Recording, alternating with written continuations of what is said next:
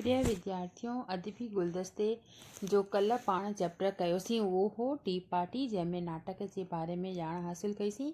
अॼु पाण कंदासीं सिंधी लोक कला। हीउ जेको मज़मून आहे इन में लोक कलाउनि जे बारे में लेखक श्री राम पंजवाणी असांखे ॿुधायो आहे। त ॿियनि मज़मूननि वांगुरु हिन में स्टार्टिंग में जेको थींदो उहो लेखक जो लेखक परिचय थींदो, त उन जे बारे में मां तव्हांखे ॿुधायां थी। त प्रोफेसर राम पंजवाणी, प्रोफेसर प्रताप राय, हिन जो पूरो नालो जेको आहे प्रताप राय पंजवाणी, 1911 ईस्वीअ में त हिन जो जनमु थियो ऐं 1987 ईस्वीअ में परलोक पधारियो। सचीअ मान्या में सिंधियत जो एलची हो। वरियनि खां हू सिंधियत जो प्रचार कंदो रहियो हो। हिन ॿहगुणे कलाकार सिंधियुनि में आशा ऐं आत्मविश्वास जा भाव भरिया। प्रोफेसर पंजवाणी लेखक, गायक, अदाकार ऐं तैलीमदान हिकु गूनागू शख़्सियत जो मालूम हो। गूनागू माना विभिन्न डिफरेंट टाइप, अलॻि अलॻि टाइप जूं जेको कलाऊं थींदियूं आहिनि उन्हनि जो ई जेको हो मालिक हो। खेसि भारत सरकार पद्म श्री जी उपाधि ॾिनी हुई। हू बम्बई यूनिवर्सिटीअ जे सिंधी विभाग जो प्रमुख रही चुको हो। हुन नाविल, नाटक, कहाणी ऐं मज़मून वग़ैरह अदब जे हर शाख में ख़ूब लिखियो आहे। संदसि 50 खां बि वधीक किताब शाय माना रचित थी चुका आहिनि, रचिया आहिनि, छपजी चुका आहिनि। हुन जा मुख्य नाविल आहिनि लतीफ़ा, आहे न आहे, शल धीअर न ॼमन, सत चहचिटा। शाह जे आखाणियुनि ते लिखियल नंढनि नाटकनि जो मजमू आहे। संदसि ॿिया बि अनेक नंढा ऐं वॾा नाटक मंच ते पेश कया विया आहिनि। संदसि ॿियूं मुख्य रचनाऊं आहिनि अदबी गुंचो, सन 1945 में प्रोफेसर नारायण दास बंबाणीअ सां गॾु लिखियो हुई।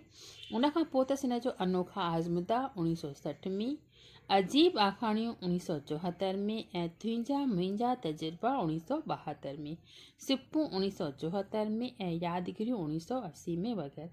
अनोखा आज़मुदा ते खे साहित्य अकादमी अवार्ड 1964 में मिली चुको आहे। हिन मज़मून में लेखक कला जा जुदा जुदा क़िस्म माना जेके कलाऊं आहिनि उन्हनि जे बारे में ॿुधायो आहे। त सिंधी लोक कला ऐं संस्कृतीअ जो तमामु गहरे नमूने विस्तार सां बयानु कयो आहे। ॿुधाए थो लोक कलाउनि जे बारे में त कीअं कला जनमु वठे थी। त चए थो त इन में अंदर में उमंग हूंदी, मतिलबु को बि शाइर या लेखक थींदो आहे त उहो ईअं ई कोन उन जे अंदर में कला जनमु वठंदी आहे। उहा कला उन जे अंदर में कहिड़ी रीति जनमु वठंदी आहे उन जे बारे में असांखे इहा ॼाण ॾेई रहियो आहे। ॿुधाए थो त अंदर में उमंग, उमंग माना उत्साह उथियो, उमंग मां कल्पना उत्पन्न थी ऐं कल्पना रूप वरितो। उन ई रूप खे कोठियाऊं कला। कला आहे गुण ऐं गुणवान आहे कलावान। ऐं गुण खे प्रकट करे माना ज़ाहिर करे ॿियनि जे अॻियां पेश करण वारो आहे कलाकार। कंहिंजे अंदर में हूक उथी, हूक माना आवाज़, ऐं उन ई हूक अखरनि जी सूरत वरिती ऐं सुंदर वीचार सुंदर भाषा में ज़ाहिर थिया त थी पई कविता।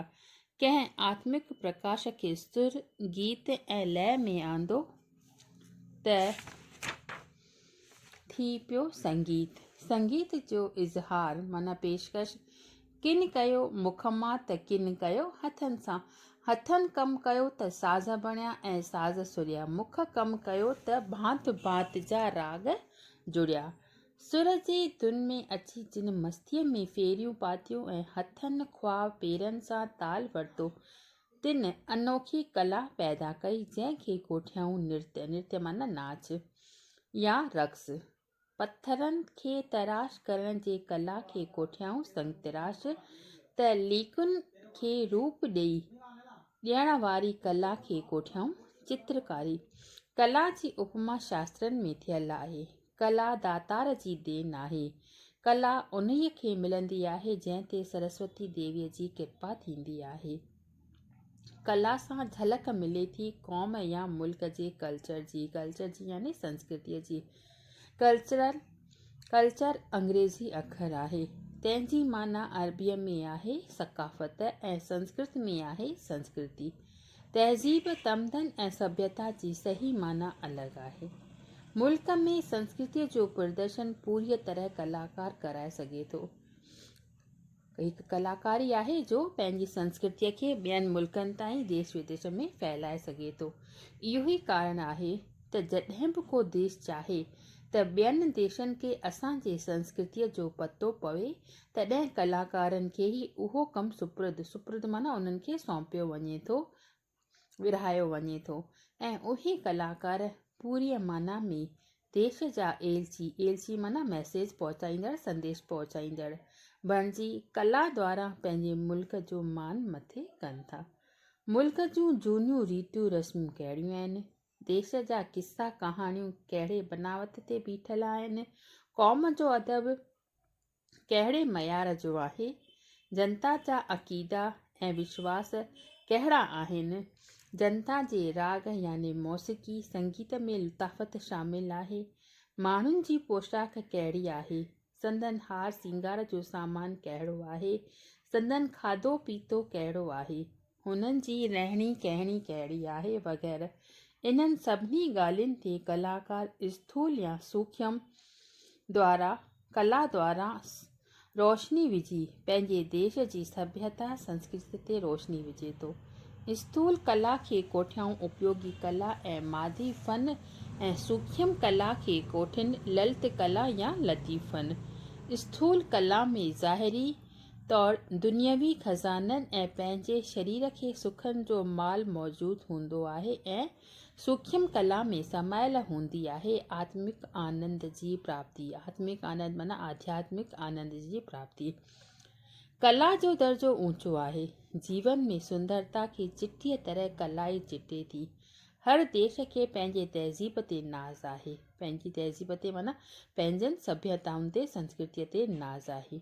यूनान हुजे, मिस्र या रोम, चीन हुजे, इंग्लैंड या अमेरिका, रूस हुजे या पोलैंड या चेकोस्लोवाकिया, हर हिकु क़ौम ऐं देश खे पंहिंजी पुराणी ऐं नई संस्कृतीअ ते फ़ख़ुरु आहे माना नाज़ आहे, तमामु घणो उन ते प्राउड फील कनि था। भारत जहिड़ो प्राचीन देश कीअं पुठिते पवंदो? भारत जंहिं लाइ शाइर चई वियो आहे त यूनान ऐं मिस्र रोम सब मिट गए जहाँ से, अब तक मगर है बाक़ी नामो निशा हमारा। मतिलबु यूनान मिस्र रोम सभु हिन जहान मां पंहिंजनि कलाउनि जे करे ख़तमु थी विया आहिनि, पर असांजो जेको नालो आहे सदियुनि खां अमर आहे। त उहो छाजे करे अमर आहे त इन्हनि कलाउनि जे बारे में जेको आहे लेखक असांखे अलॻि अलॻि उन्हनि जो वर्णन करे ॿुधाए थो त असांजी जेका लोक कला, सिंधी जेका लोक कला आहे, उन में अहिड़ियूं कहिड़ियूं ख़ूबियूं आहिनि जो असां उन ते नाज़ कयूं था। इहो पाण सुभाणे कंदासीं। अॼु बसि एतिरो ई त भई असांजी सिंधी कला कहिड़ी तरह सां प्रसिद्ध आहे उन जे बारे में लेखक असांखे ॿुधायो आहे। उन जो वर्णन हिकु हिकु कला खे खणी करे पाण सुभाणे कंदासीं।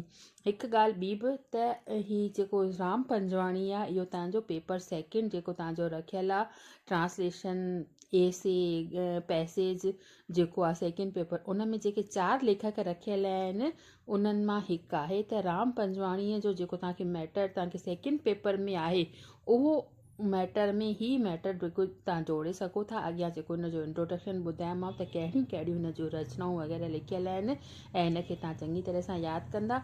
ऐं ॿियो पेपर जेको आहे उन में जेके 4 लेखक 40 मार्कुनि जा रखियल आहिनि, राम पंजवाणी, ॿियो केरु छा आहे, मंगाराम मलकाणी ऐं सुंदरी उत्तम चंदाणी ऐं गोवर्धन भारती। त उन्हनि मां राम पंजवाणी आहे इम्पॉर्टेंट लेखक अथव, उनखे तव्हां चङी तरह सां पढ़िजो ऐं यादि कजो। बसि एतिरो ई।